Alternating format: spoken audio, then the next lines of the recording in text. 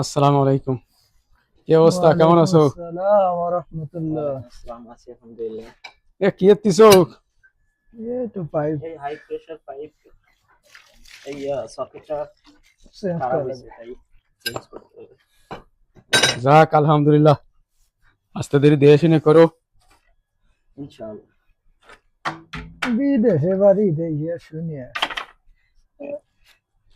এই বিছুরে ছুরে বাঘের পরিহাস করার কিছু নাই, ওই বাংলাদেশে যাতে হবে নয় বিদেশে একটা কিছু তো করতে হবে। তাই না, তাই কি আর তারপরেও আলহামদুলিল্লাহ আমরা আল্লাহর কাছে শুকরিয়া আদায় করতে হবে। আল্লাহ আমাকে অনেক ভালো রাখছে। আলহামদুলিল্লাহ। আমাকে তে খারাপ স্থানে মানুষ আছে না।